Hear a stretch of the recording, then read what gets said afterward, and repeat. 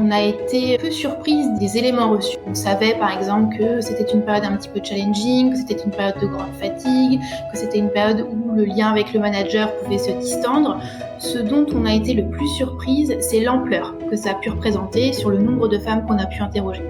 Il y a une difficulté du corps de la femme enceinte ou du corps de la femme qui allaite au travail parce que le monde professionnel n'est plus habitué à un monde physique. Bienvenue dans le podcast The French Working Moms and Dads. Vous découvrirez ici des rôles modèles et des paroles d'experts et d'expertes pour une nouvelle conciliation entre carrière et parentalité. Cette semaine figure dans l'agenda une journée dédiée à la lutte pour les droits des femmes. Pour l'occasion, j'ai souhaité tendre mon micro à Clémence Pagnon, cofondatrice d'E-Sens, pour un épisode parole d'experte autour du 5e trimestre. On le sait bien combien cette période rend les femmes vulnérables sur le plan de la carrière.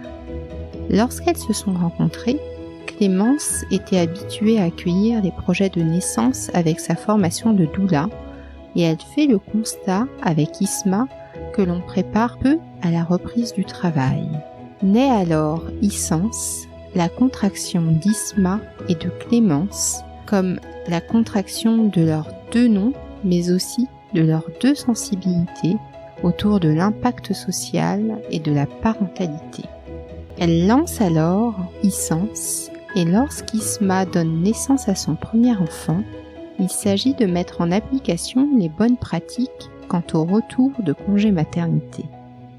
Elle réalise alors qu'il y a un manque cruel de données sur cette période de reprise et que sans données, il est difficile d'agir. Désireuse de mieux comprendre ce 5e trimestre, elle lance alors une enquête et les retours sont édifiants. Tout ce que nous avions déjà entendu de notre sœur, de notre amie, d'une collègue, est matérialisé enfin en chiffres. Ensemble, nous abordons les 5 thématiques de l'enquête: le congé maternité, le retour de congé maternité, le vécu tant émotionnel que physique, l'organisation et la logistique, et enfin, l'impact sur la carrière. Je ne vous en dis pas plus et vous laisse découvrir les résultats de cette enquête. Belle écoute. Bonjour Clémence. Bonjour Myriam. Je suis ravie de t'accueillir pour un épisode Parole d'experte autour du 5e trimestre. Pour commencer, peux-tu te présenter E-Sens et nous expliquer ce qui t'a amené toi et Isma à vous intéresser au sujet de la conciliation entre vie professionnelle et vie familiale? Alors moi je m'appelle Clémence Pagnon et donc comme tu l'as dit je suis la cofondatrice d'E-Sens avec Isma, donc je suis doula, je suis accompagnante à la naissance depuis 2017 et qu'est-ce qui nous a amené avec Isma à nous intéresser à la conciliation travail-famille? C'est une longue histoire mais que je vais essayer de te raccourcir ici. Moi j'ai eu l'occasion de partir en Italie pour rejoindre mon conjoint en tant qu'expatrié à Rome et à cette occasion du coup j'ai décidé de me reconvertir et donc du coup, je venais d'un tout autre univers professionnel et je me suis formée pour devenir accompagnante à la naissance, donc doula, et accompagner les jeunes parents, les mères, les pères, dans le moment de la grossesse et puis dans les premiers temps de l'arrivée de leur enfant. Et puis, en parallèle de cette formation, j'avais envie du coup de les accompagner, de me former un peu à l'entrepreneuriat qui était quelque chose que je connaissais pas. Et donc, j'ai fait une formation en ligne dans laquelle j'ai rencontré Isma, qui elle venait plutôt du monde du mécénat, de la fondation d'entreprise et qui avait envie de lancer un projet autour de l'impact social. Et puis, dans le cadre de cette formation, en fait, on a travaillé ensemble toutes les deux et on a beaucoup aimé travailler en binôme. Et donc, on s'est dit que ce serait intéressant de mêler nos deux expertises, elle plutôt du côté de l'impact social, de l'engagement des entreprises, du changement, et moi plutôt du côté de la parentalité. Donc on a lancé un premier projet, puis un deuxième projet, et aujourd'hui c'est donc E-Sens que nous menons toutes les deux. Donc E-Sens c'est vraiment l'expression de nous deux. D'ailleurs dans E-Sens c'est Isma et Clémence. Donc voilà, c'est vraiment la contraction de nos deux expériences et de nos deux expertises. Et chez e-Sens, on a eu envie de s'intéresser plus particulièrement sur cette question de l'articulation travail-famille parce qu'on s'est rendu compte, moi, dans mes accompagnements au départ avec les jeunes parents, que la question de l'arrivée du travail, de la reprise du travail, eh bien, ça venait bouleverser un peu des équilibres dont on parlait assez peu. Finalement, quand on accompagne la naissance, on accompagne un petit peu la grossesse, on accompagne l'accouchement, les premiers pas, et puis après, quelque part, on est lâché dans la nature. Et nous, on avait envie d'être ceux et celles qui allions tendre la main à ce moment-là spécifique, quand le nouvel équilibre avec la reprise du travail se met en place. Et puis, on s'est rendu compte aussi, en interrogeant des RH, des salariés autour de nous, qu'il y avait un peu un moment où cette question de la parentalité au travail, elle était ressortie et où les entreprises avaient envie de faire des choses, avaient envie d'agir sur ces sujets-là, mais n'avaient pas forcément les moyens. On ne savait pas forcément par quoi commencer. Et donc, on a mêlé un peu besoin, envie et expertise. Voilà. Et donc, du coup, on accompagne aujourd'hui chez e-Sens les salariés parents à essayer de concilier leur casquette de parents et leur casquette de professionnels au quotidien, d'un côté, et on accompagne leurs entreprises à bien les accompagner.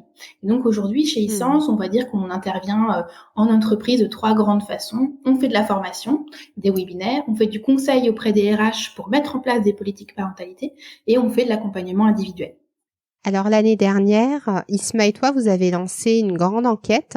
Vous avez récolté plus de 700 réponses. Ça a peut-être évolué même depuis. Tout d'abord, quel est le profil des femmes qui ont répondu et qu'est-ce que vous cherchiez à comprendre au travers de cette enquête ?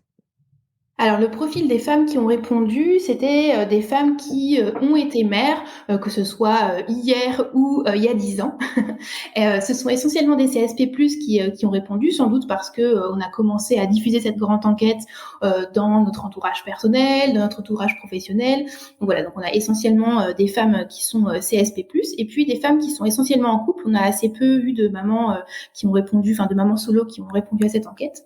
Et l'enquête, on l'a lancée parce que en fait, à l'occasion de la naissance du petit garçon d'Isma en septembre 2020, elle est revenue au travail en janvier 2021 et autant on avait mis en place au sein d'e-Sens un certain nombre d'accompagnements et de façons de gérer son congé maternité qui se sont bien passées, autant sur le retour au travail, on a toutes les deux pu constater que c'était une période qui était assez peu accompagnée, assez peu comprise, qui avait quand même beaucoup d'enjeux et de challenges du côté de la jeune mère. Et donc, du coup, on a eu de la chance, entre guillemets, chez e-Sens en se disant, l'expérience personnelle d'Isma et mon expérience à moi personnelle en tant que celle qui reçoit, celle qui rentre de congé maternité, et ces 2 regards, ces 2 expertises nous ont donné envie de nous intéresser plus spécifiquement à cette période qu'on appelle le 5e trimestre. Donc, c'est vraiment le moment du retour au travail, du retour post-congé maternité. Et donc, on s'est rendu compte quand on s'est penché là-dessus en se disant il y avait quelque chose à faire, qu'il n'y avait pas beaucoup d'informations, qu'il n'y avait pas beaucoup de chiffres, qu'on manquait de données. Et du coup, quand on manque de données, on peut pas agir concrètement sur ce sujet-là.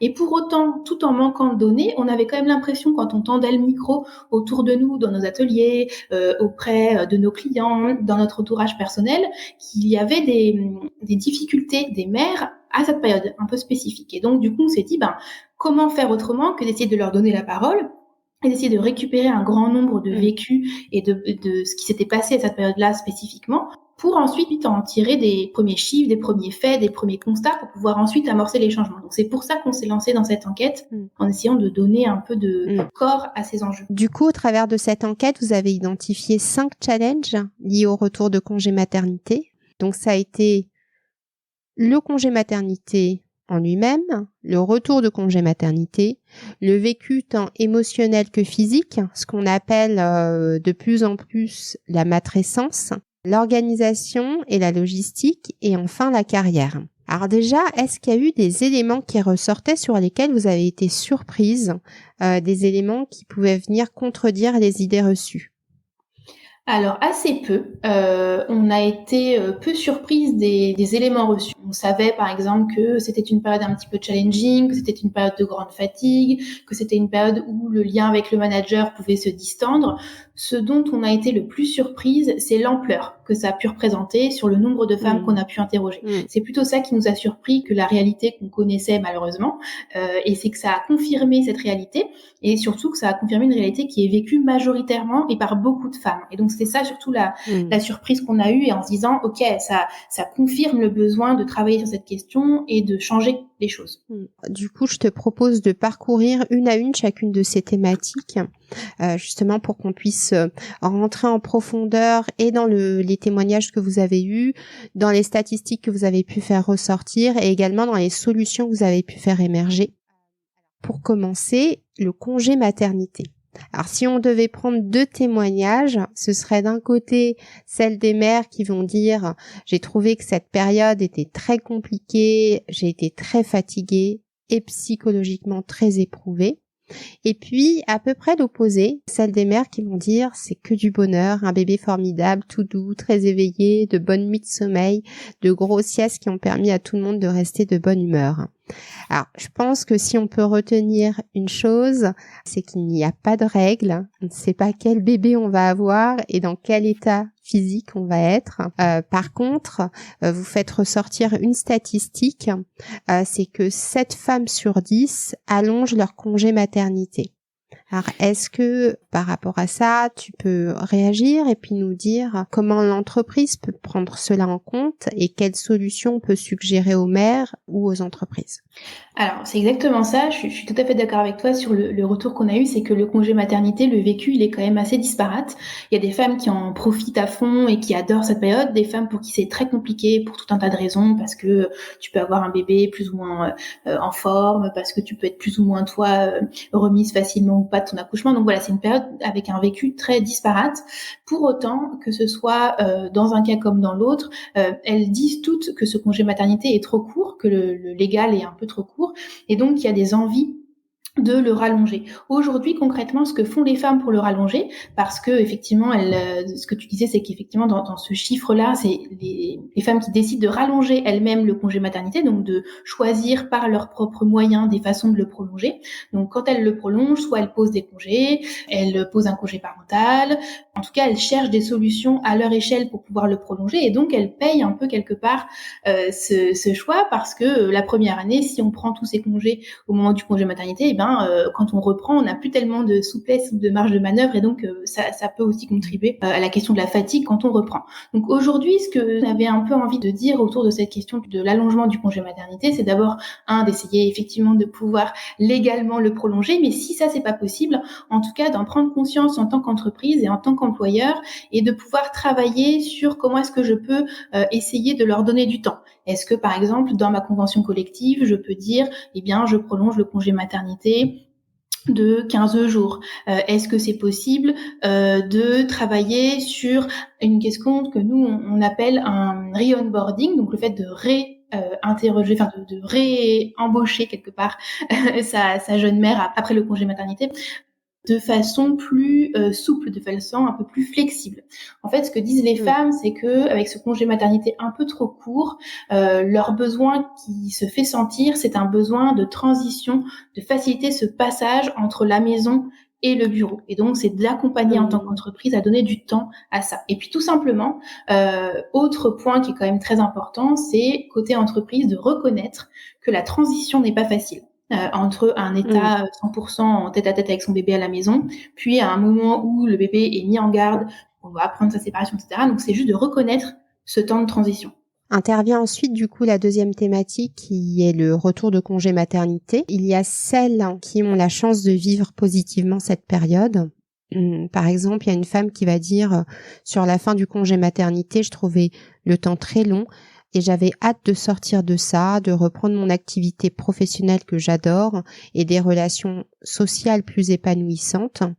Et je pense que c'est un témoignage qui est fort parce que je pense qu'il faut insister sur le fait que oui, les femmes peuvent réellement vouloir reprendre le travail et y trouver un épanouissement personnel, intellectuel. Mais au travers de cette thématique, il ressort aussi beaucoup d'expériences qu'on tait plus ou moins en société, mais dont on a tout entendu parler ou même vécu. Et moi, c'est vrai que dans les échanges que je peux avoir avec les auditrices de The French Working Mom, c'est exactement ce que vous retrouvez sur l'enquête. Donc, par exemple, il y a un témoignage qui est tristement banal d'une femme qui dit à ma reprise, mon bureau a été donné à ma remplaçante qui avait été titularisée en CDI. J'ai été reléguée dans le bureau des stagiaires sans matériel et sans même une chaise. Cela a précipité mon départ de l'entreprise que j'ai quittée 2 mois plus tard. Donc c'est vrai que moi j'ai beaucoup vu des femmes qui partent finalement de l'entreprise très peu de temps après être revenues, et voir certaines femmes qui anticipent une reprise compliquée et qui décident de partir, d'obtenir une rupture conventionnelle par exemple en plein congé maternité. Donc il y a vraiment ce phénomène de placardisation au retour de congé maternité qui est craint et qui est une source d'anxiété. Il y a aussi le fameux dad blessing et mum shaming. Oui.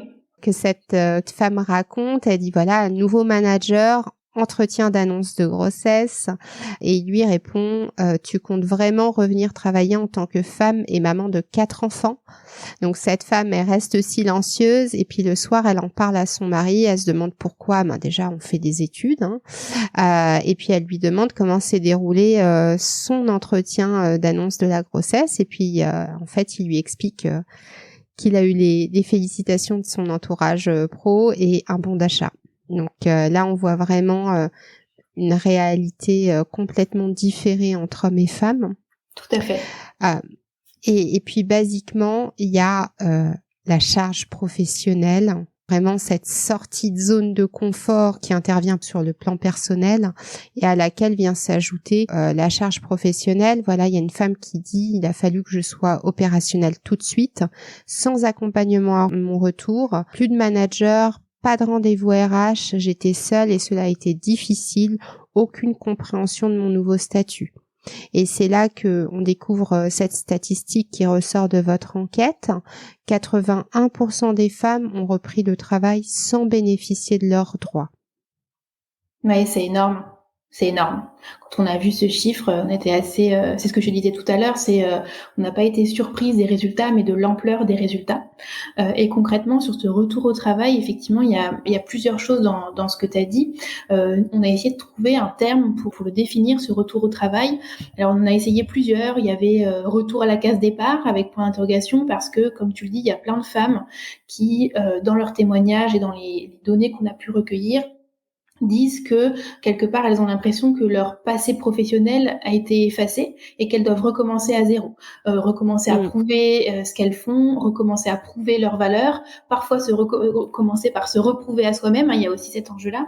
En tout cas, oui, il y avait cet enjeu du retour au travail de la case départ. On avait aussi utilisé le mot du retour fantôme, parce qu'il y a beaucoup de femmes qui expliquent que quelque part le jour où elles sont revenues, elles n'étaient pas attendues plus que ça, on leur a pas donné les clés, on leur a pas donné les codes, ou alors au contraire, on leur a dit bonjour le matin, elles étaient projetées en réunion comme si elles étaient parties la veille. Et donc il y a des enjeux un peu important de transition entre ce qu'on s'attend en tant que femme qui revient et ce qui se passe dans la réalité.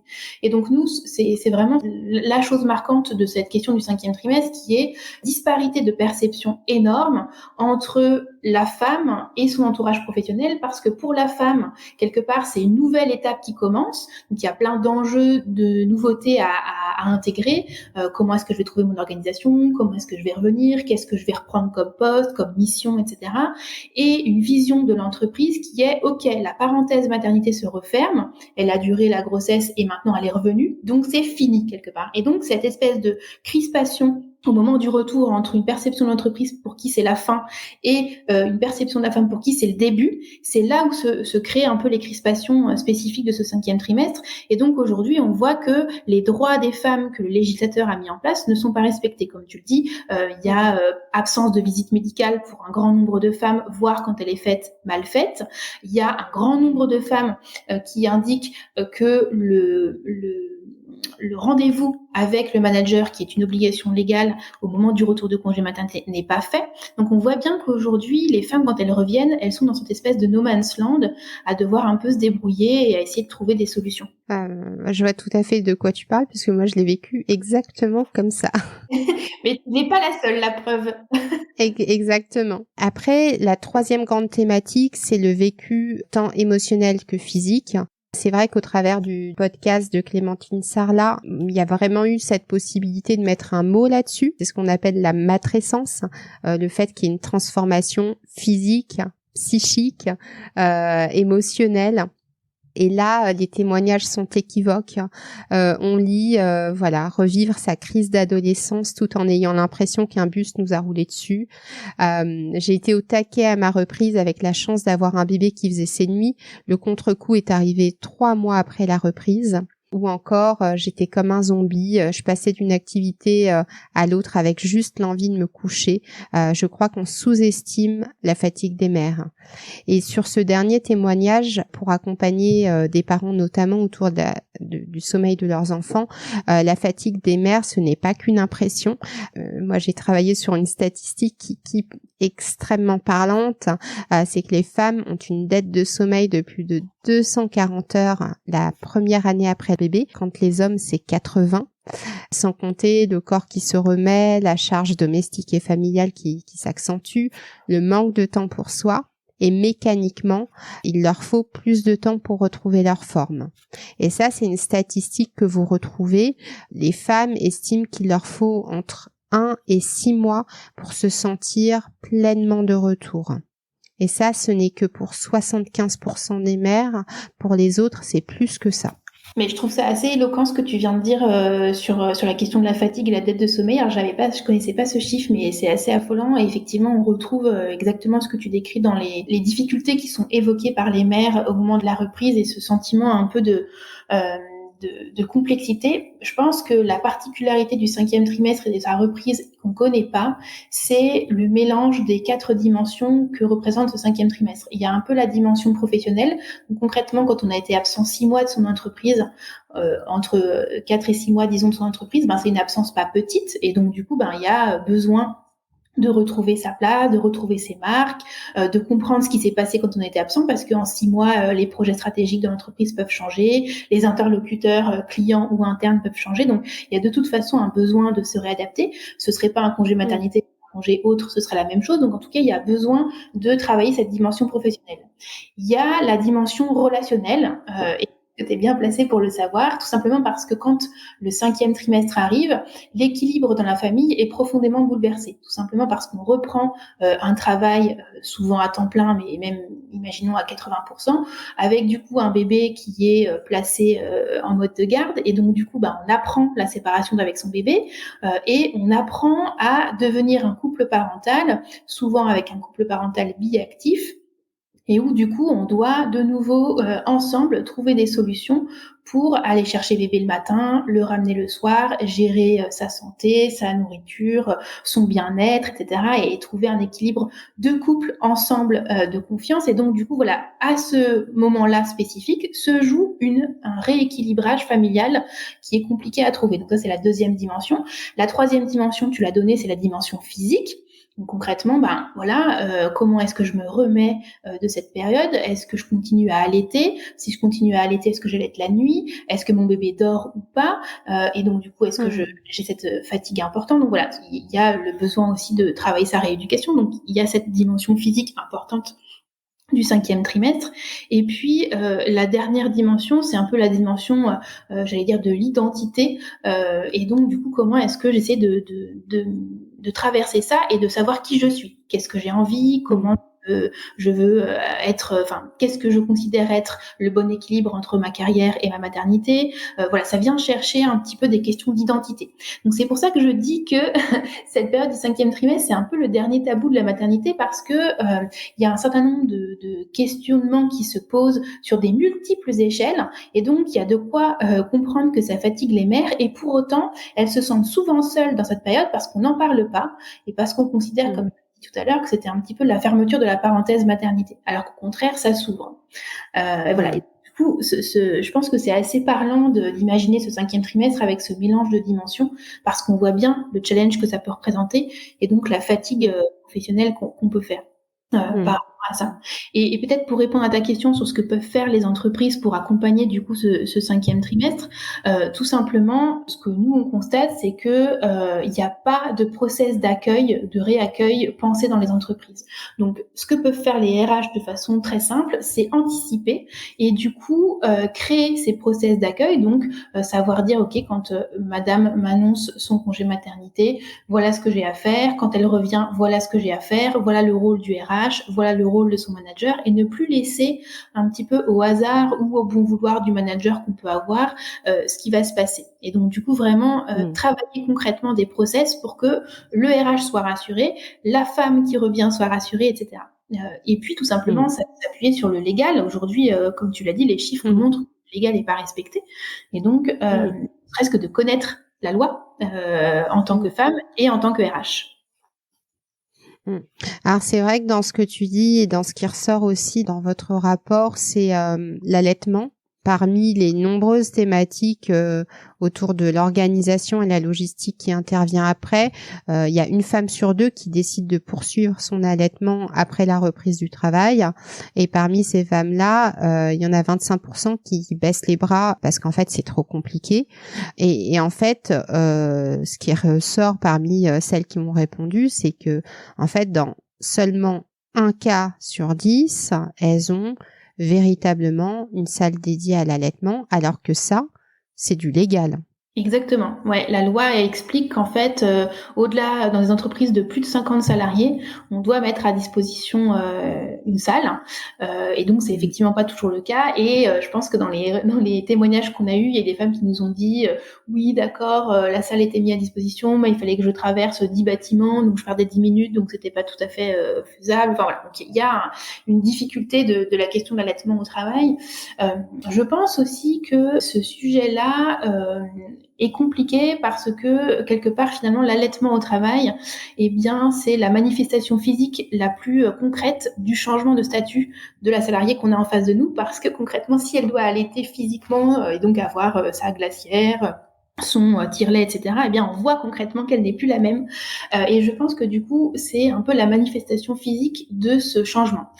Et du coup, ce que disent les femmes, c'est bien souvent, en tout cas, un grand nombre d'entre elles, je crois que c'est 75%, qui disent qu'elles vivent cet allaitement au travail en silence. C'est-à-dire qu'elles n'indiquent pas, elles n'en parlent pas, ni au manager, ni à leurs collègues. Et donc, du coup, elles le vivent un peu de façon cachée. Donc ça, pour moi, ça montre bien la difficulté d'asseoir son statut de nouvelle mère pour éviter tout ce que tu as dit au début à propos du mum shaming, qui est de te dire peut-être qu'on me confiera plus de projets intéressants, peut-être qu'on va penser que je ne suis plus aussi rapide et efficace qu'avant, etc. Et donc voilà, en tout cas sur la question de l'allaitement au travail, effectivement, rien n'est fait pour leur simplifier la tâche, et aussi simplement parce que c'est pas encore quelque chose qui est vécu de façon ouverte et dont on entend parler. Donc, on va forcément, en tant que femme qui a envie d'allaiter au travail, se confronter à des demandes, à des remarques, parfois, pas forcément négatives ou méchantes, mais simplement d'étonnement, etc. Et donc voilà, il faut parfois avoir une grande confiance en soi pour pouvoir se permettre d'aller au-delà et de pouvoir continuer à allaiter. Donc oui, il y a aussi ça, il y a des choses un petit peu à modifier. Je pense plutôt même au-delà du légal qui est pas forcément respecté, mais je pense qu'il y a des enjeux plutôt culturels à ce niveau-là dans la société, de faire reconnaître la place de l'allaitement et de normaliser un peu ce sujet-là. Et c'est vrai que cet aspect-là, ça demande vraiment une affirmation de soi qui est forte. Pour la petite histoire, moi, quand j'ai accouché de mon premier, déjà enceinte, il y avait un collègue qui avait 40 ans pourtant et qui avait eu des enfants qui me racontait un petit peu les anecdotes potages d'une femme qui avait fui en fait. Tu vois, il y avait des fuites sur son chemisier et c'était vraiment un niveau cours d'école quoi.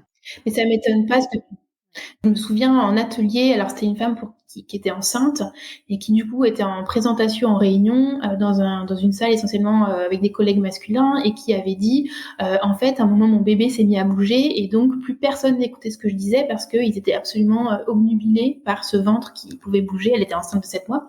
Et donc ouais, je pense qu'il y a un sujet aussi. On est de plus en plus dans des métiers tertiarisés, dans des métiers du service, dans des métiers de l'intellect avec l'évolution du monde du travail.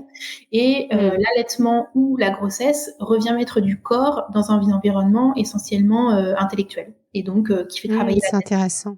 Et donc, je pense qu'il y a une c'est différence. intéressant ce que tu dis. Il y a une difficulté du corps de la femme enceinte ou du corps de la femme qui allaite au travail parce que quelque part le monde professionnel n'est plus habitué à un monde physique. C'est-à-dire que je pense que tant qu'on avait une partie du monde du travail plutôt, tu vois, dans l'industrie, dans l'agriculture, etc., on avait des corps au travail. Donc, on avait des mains calleuses, on avait de la transpiration, etc.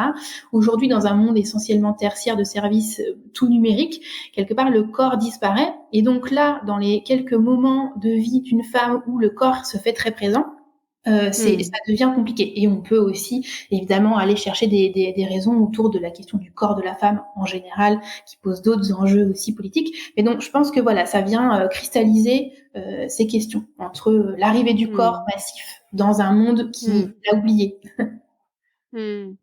C'est super intéressant ce que tu dis. Je m'étais beaucoup intéressée aux tests de personnalité dans ma vie pro et notamment aux énéagrammes. Et j'avais eu cette anecdote d'une femme qui faisait ces formations-là aux énéagrammes auprès des COMEX et qui avait dit aux COMEX, parce que du coup dans les énéagrammes il y a 3 centres, le centre rationnel, le centre émotionnel et le centre instinctif. Comme tu le décris très bien, dans les sociétés, la plupart des grandes sociétés françaises, on favorise le rationnel. On est beaucoup dans le bleu. Et justement, elle avait dit à ce COMEX-là, il manque de cœur. Il manque de cœur dans ce COMEX. Et c'est important, on parle de plus en plus de diversité, mais au-delà de l'aspect, je veux dire, purement physique, il y a aussi un aspect de personnalité, d'avoir de la diversité dans les personnalités, dans les tempéraments qu'on propose dans les entreprises. Et c'est intéressant ce que tu dis, c'est-à-dire qu'auprès des entreprises, ça peut être perçu comme une force de remettre du corps, de remettre aussi de l'empathie. On sait très bien que sur cette période-là, c'est une période où il y a une montée en compétences quelque part sur l'intelligence émotionnelle qui est extrêmement forte et ça peut être perçu du coup de façon extrêmement positive et ça ne l'est pas. Alors, je suis complètement d'accord avec toi. Et pour aller plus loin sur cette question des compétences, nous, c'est un peu ce qu'on a comme conviction chevillée au corps chez Essence, qui est de se dire, le congé maternité, s'il est vécu avec un autre regard, c'est une formidable opportunité, et pour la femme, et pour son équipe et son manager, tout simplement parce qu'effectivement, tu le décris très bien, c'est un moment de grand développement de compétences, c'est-à-dire qu'on va développer des compétences de créativité, d'efficacité, d'empathie, d'organisation, enfin voilà, un certain nombre de compétences ou de femmes qui nous décrivent. Moi, quand je suis revenue au travail, eh bien, j'avais un temps un petit peu plus contraint parce que horaire de garde à respecter. Et donc, du coup, j'ai appris à travailler plus vite. J'ai appris à trier l'information. J'ai appris à travailler, à prioriser ce qui était l'urgent de l'important.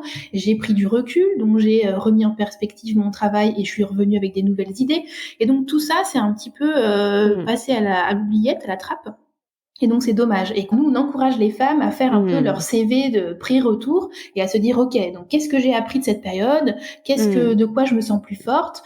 Qu'est-ce que j'ai appris sur moi? Et comment je peux aussi valoriser ça dans ma carrière? Et à l'inverse, l'absence, c'est-à-dire la gestion d'un congé maternité dans une équipe ou auprès d'un manager, si elle est bien faite, elle est source de beaucoup de choses positives. Juste pour te donner quelques exemples, typiquement, ça peut être l'occasion de faire monter un junior pendant le temps de l'absence en compétences. Et du coup, voilà, ça va être l'occasion de se former. Ça peut être l'occasion de revoir l'ensemble des circuits de décision dans une équipe.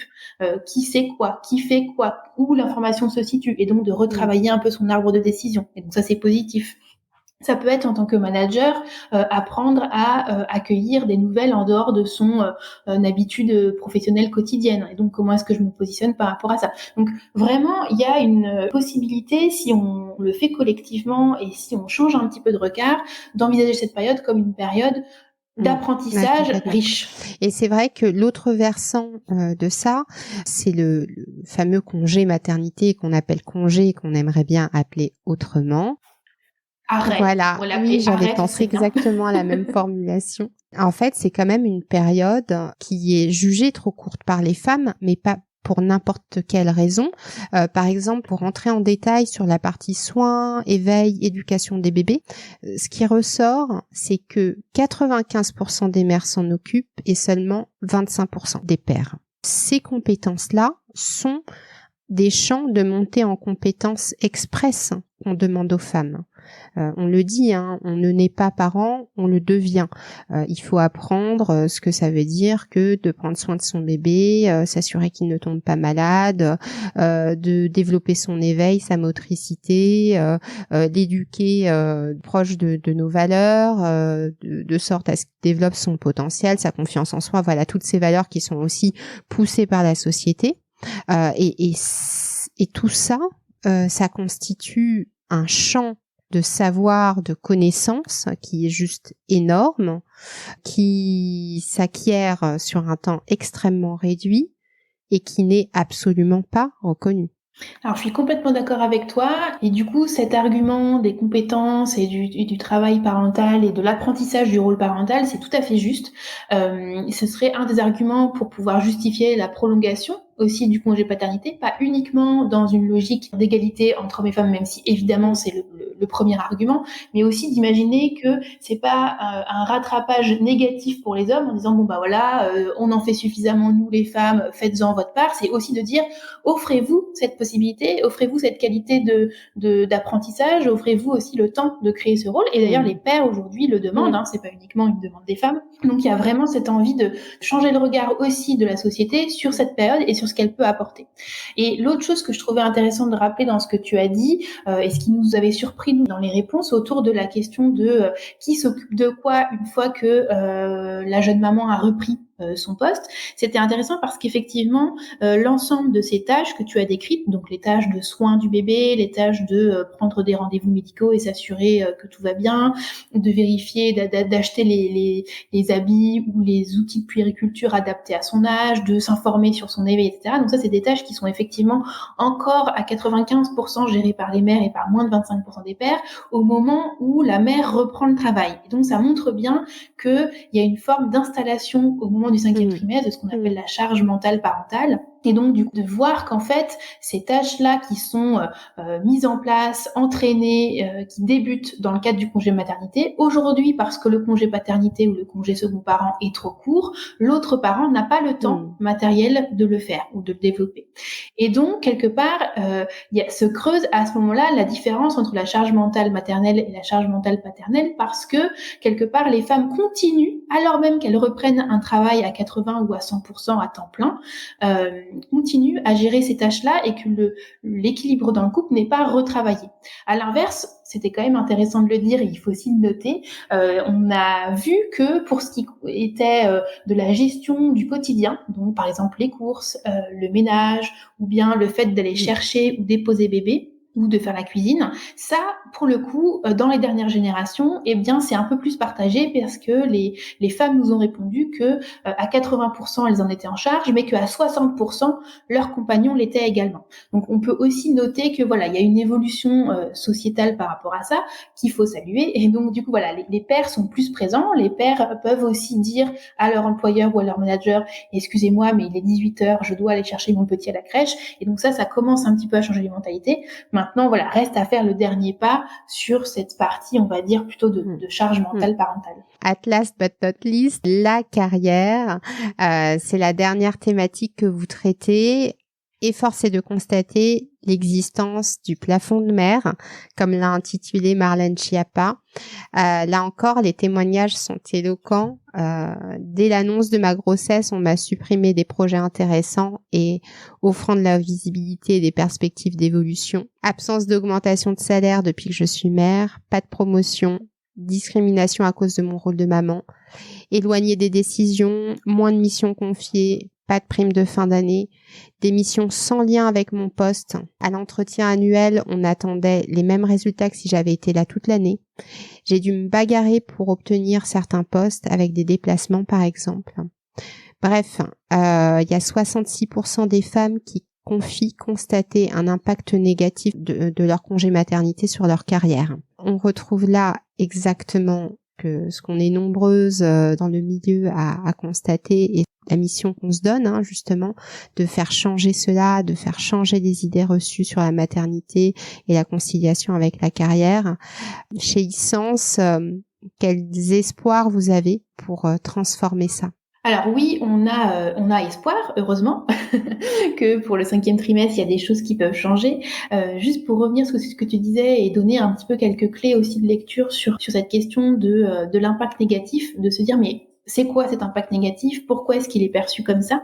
On a pu relever à peu près 5 grandes raisons pour lesquelles ça a rompu le lien un peu avec l'employeur ou la confiance qu'on pouvait avoir dans son entreprise.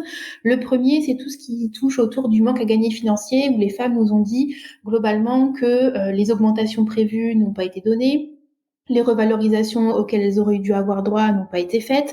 Enfin, en tout cas, on constate que les congés maternité sont des moments où, d'un point de vue purement financier de salaire, l'évolution des salaires des femmes s'arrête, enfin, prend un petit coup à ce moment-là. Le corollaire de ça, c'est tout ce qui va toucher aux avancements qui ne sont pas respectés, donc des promotions qui passent sous le nez, des titularisations qui ne sont pas faites. Par exemple, on était en CDD, on n'est pas passé en CDI, etc. Donc, pareil, les moments de congé maternité, c'est des moments de fragilisation dans les parcours de carrière féminin, et donc du coup ça crée des accros, et à terme du coup on a aussi un impact financier au moment de la retraite par exemple. L'autre chose, c'est tout ce qui va toucher à la discrimination et des mises au placard. Donc ça, la question des mises au placard, comme tu l'as dit, c'est un peu le moment, enfin la raison pour laquelle en fait, on prend le rôle de mère et on prend l'étiquette de mère comme raison pour laquelle la femme pourrait être du coup moins professionnelle, moins investie, avec un peu le stéréotype qu'on a essayé de lister en disant en devenant mère, la femme délaisse la pro, qui est un peu ce que certains managers ou ce que certaines équipes peuvent penser. Et donc, un des enjeux importants pour nous autour du 5e trimestre et pour changer un peu les choses, c'est simplement de pas vouloir penser à la place des femmes, parce que bien souvent, c'est ce qu'on fait. Et donc d'essayer en tant que manager ou en tant qu'équipe ou même en tant que conjoint ou en tant que Camille, de dire mon expérience, ce que j'ai vécu, ce que je connais, n'est pas ce que vit celle qui est en face de moi. Ce n'est pas parce que nous sommes toutes les deux mères que nous avons le même point de vue. Ce n'est pas parce que moi je suis passée par là 10 ans plus tôt que c'est pareil aujourd'hui, etc., etc. Donc c'est juste d'essayer de se remettre dans une posture d'écoute. Et donc c'est pour ça qu'on milite pour la tenue et des règles un peu plus spécifiques autour de l'entretien de retour de congé maternité, parce que c'est le moment où on pourra se raconter en tant que femme, lister les choses et les besoins d'aménagement s'il y en a, et rappeler aussi à son entreprise ses convictions, ses envies, ses choix, pour derrière ensuite travailler correctement dans un environnement qui convient. Et donc voilà, c'est aussi important de sortir de ces stéréotypes et de laisser la place à l'écoute personnelle. Et puis pour finir sur les 2 dernières raisons qui délitent un peu le lien à l'entreprise, alors là c'est plutôt des raisons personnelles, et on a aussi des femmes qui nous disent moi la maternité ça m'a changé, j'ai eu d'autres envies, j'ai eu d'autres idées, ça a remis en perspective ce que je faisais avant, je me considérais carriériste et finalement pas vraiment, ou j'ai envie de travailler différemment, etc. Donc il y a la maternité est aussi un moment de grande créativité et donc qui crée des nouvelles envies. Donc ça c'est aussi une réalité des femmes. Et puis il y a un dernier sujet qui est là pour le coup un peu plus compliqué, qui est celui de un peu de l'autocensure, en se disant bon je suis un peu plus fatiguée, je suis un petit peu moins disponible, donc je ne vais pas embêter mon entreprise, donc je ne vais pas demander telle et telle chose, etc. Et donc les femmes se mettent aussi en posture de je vais embêter si j'en parle, je vais créer des difficultés si je demande. Voilà, donc il y a aussi un peu un besoin de se sentir légitime dans les remarques qu'on peut avoir, dans les besoins qu'on peut avoir à faire. Et ça, pour ça, un des outils que nous, on aime bien, c'est vraiment de se mettre dans une posture de négociation et de se dire, voilà, qu'est-ce que je peux demander pour un temps X limité quand je reviens à mon retour. Et puis, c'est la transition avec un autre sujet qui me semble important, c'est que le 5e trimestre n'a pas forcément de fin très précise, donc il commence au moment du retour de congé maternité, mais après il y a des femmes pour qui ça met 2 mois, 3 mois et c'est ok, des femmes pour qui c'est beaucoup plus long, et donc ça c'est vous qui savez, mais en tout cas ce qui est sûr c'est que sur cette période vous allez changer. On sera pas la même au début que 15 jours après, que 3 mois après, et donc ça c'est aussi important de le dire aux entreprises, que la femme qui revient le jour J n'est pas la même que vous aurez en face de vous dans un mois, ni celle qui sera en face de vous dans 6 mois. Et donc juste prendre en compte que cette transition, cette évolution, elle fait partie de la question du retour de congé maternité. On ne rentre pas en un jour, on rentre en plusieurs moments. Et donc voilà, c'est aussi important de se dire peut-être que c'est plus dur pour vous en ce moment et que ce sera plus cool après. Peut-être que vous aurez envie de certaines choses pour un mois, mais pas pour 10, etc. Et donc c'est d'essayer de travailler la souplesse, tout simplement, en fait, d'essayer de travailler la transition. Et donc, concrètement, aujourd'hui, pour avancer sur ce 5e trimestre, c'est côté entreprise, ne pas penser à la place de la mère qu'on a en face de soi, donc être à l'écoute de ses besoins. 2, travailler ce temps de transition. Est-ce qu'on peut faire des retours flexibles? Est-ce qu'on peut proposer à sa salariée de revenir à 50% de son temps payé à taux plein les 2 premières semaines pour qu'elle puisse retrouver son rythme et ses marques? Est-ce que ça peut être, par exemple, financer un petit peu plus de congés maternité à taux plein pour pouvoir permettre à la mère ensuite de prendre des congés, etc., etc. En tout cas, des réflexions à avoir sur cette temps de transition pour pouvoir faciliter le retour du 5e. Et c'est vrai que j'ai envie de réagir sur ce que tu dis parce que effectivement, moi, mon retour de congé maternité, je me souviens j'avais un nouveau directeur, je lui expose un petit peu ce que moi j'aimerais faire en fait, et il me répond ma femme, talin, et la suite. Déjà, ça commence mal. Et à ce moment-là, j'ai compris que ça y est, en fait, il n'y avait pas d'écoute, c'est-à-dire qu'il transposait la situation de sa femme qui s'était arrêtée et que du coup, il supposait que moi ce serait pareil. Il n'y avait pas d'écoute. Et c'est là-dessus où c'est intéressant ce que tu dis, c'est-à-dire à la fois côté entreprise, offrir une écoute active, et de l'autre côté femme, moi, je repense à une des invitées que j'ai eues sur le podcast, donc Jeanne qui travaille chez Veolia et qui avait asséné en fait son entreprise en disant moi je veux revenir, je veux revenir, je veux revenir, je veux revenir. Et en fait, elle racontait qu'elle l'avait dit et répété. Justement, elle avait besoin que ce soit vraiment entendu. Et au bout d'un moment, c'est les collègues qui lui avaient dit mais Jeanne, arrête de le dire, on a compris. Mais c'est vrai, hein. Ouais. Et en fait, je trouve ça intéressant parce que je pense que en tant que femme, si on n'a pas l'écoute que l'on souhaite en face, déjà que c'est pas évident de faire le point sur soi, mais en plus si on n'a pas cette écoute-là, il faut avoir le cran et l'audace en plus de la solliciter cette écoute jusqu'à ce qu'on nous entende. Ça. C'est exactement ça, et je trouve que c'est juste ce que tu dis, c'est-à-dire que ça remet un peu le double poids. Aujourd'hui, on constate qu'il y a un dysfonctionnement sur la question du retour de congé maternité qui est mal vécu, et quelque part, les seules solutions un peu qu'on arrive à donner aujourd'hui parce que le législateur ou les entreprises ne s'en emparent pas, eh bien, ça retombe sur les épaules de la mère qui doit comprendre ce qu'elle est en train de vivre, être suffisamment forte sur elle-même et consciente d'elle-même pour pouvoir proposer des solutions, et ensuite les mener la négociation. Donc ça revient encore un peu sur le poids de la mère d'essayer de gérer un peu cette transition. Donc c'est pour ça que c'est aussi important de sensibiliser les entreprises à cette question. Et aujourd'hui de dire que elles ont tout à gagner en fait à travailler ce lien de confiance, parce que comme tu l'as dit, il y a beaucoup de femmes qui s'en vont après un congé maternité. Donc tout l'investissement qu'on a mis sur cette salariée, tous les missions qu'on lui a confiées, etc., c'est quelque chose de perdu. Et donc quand il y a un turnover important, ça coûte à l'entreprise. Oui, complètement. C'est aussi un calcul intéressant à faire, de se dire je garde mes talents féminins. Et j'irai même plus loin. Aujourd'hui, il y a des obligations légales autour de la féminisation du top management, et on ne peut féminiser le top management que si on a des candidates pour ça. Et avoir des candidates au poste de top management, si on considère que c'est des femmes qui ont entre 45 et 50 ans qui accèdent à ces postes de top management, si elles n'ont pas pu monter parce que leur carrière a été arrêtée au préalable, du coup on n'a pas de vivier de femmes intéressantes à nommer.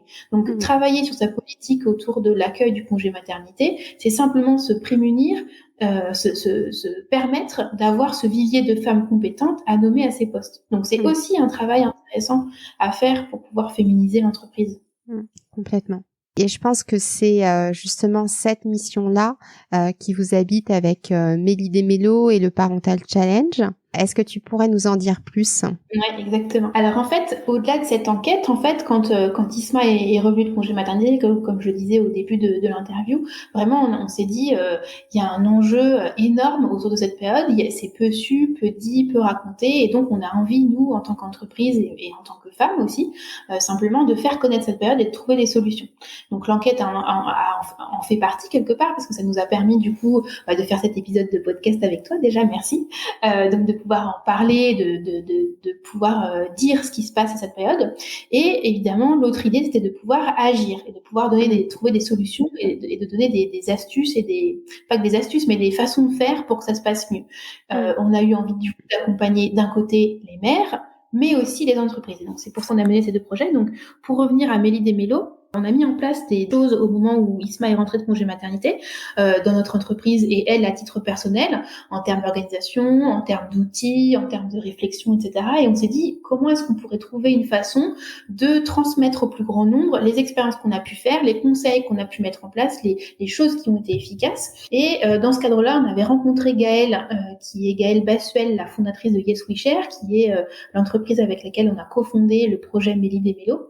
Et donc Gaëlle, elle a développer une solution technique qui utilise ce qu'on appelle la technologie du micro-learning et de la messagerie instantanée pour créer un système en fait d'apprentissage ou de transmission d'une information facile et rapide avec un système de messagerie. Donc en fait, on a créé Mélie des Mélos qui est comme une petite robot, on appelle ça la robot qui papote.